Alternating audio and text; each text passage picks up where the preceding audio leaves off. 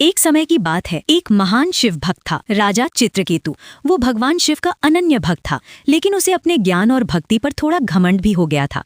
एक दिन भगवान शिव ने उसकी परीक्षा लेने का निश्चय किया। भगवान शिव एक साधारण भिखारी का रूप धारण करके राजा के महल के द्वार पर पहुंचे। शरीर पर फटे कपड़े, बाल बिखरे हुए, हाथ में एक कटोरा। उन्होंने द्वारपाल से कहा, राजा से कहो, एक भूखा साधु भोजन मांगने आया है। संदेश राजा तक पहुंचा। राजा पूजा में बैठा था। उसने बिना देखे ही कह दिया, उसे कुछ अन्न दे दो और आगे भेज दो। भिखारी रूपी शिव बोले, मुझे अन्न नहीं, राजा के हाथ से भोजन चाहिए। द्वारपाल ने ये बात दोबारा जाकर कही। अब राजा को क्रोध आ गया। एक भिखारी, इतना अहंकार, कह दो जो दिया जा रहा है वही ले, वरना चला जाए। भिखारी मुस्कुराए और जाने लगे। उसी समय रानी ने उन्हें देखा। रानी अत्यंत दयालु और भक्तिमती थी। उसने तुरंत पहचान लिया कि ये कोई साधारण मनुष्य नहीं। वो दौड़ती हुई आई, उनके चरणों में गिर पड़ी और बोली, प्रभु मुझे क्षमा करें, मेरे पति आपको पहचान न सके। तभी भिखारी रूप से दिव्य प्रकाश फैलने लगा और स्वयं महादेव प्रकट हो गए। राजा दौड़ता हुआ आया, रोते हुए उनके चरणों में गिर पड़ा। प्रभु मुझसे भूल हो गई, मैं आपकी पहचान न कर सका। भगवान शिव बोले, भक्ति केवल पूजा से नहीं, विनम्रता और करुणा से सिद्ध होती है।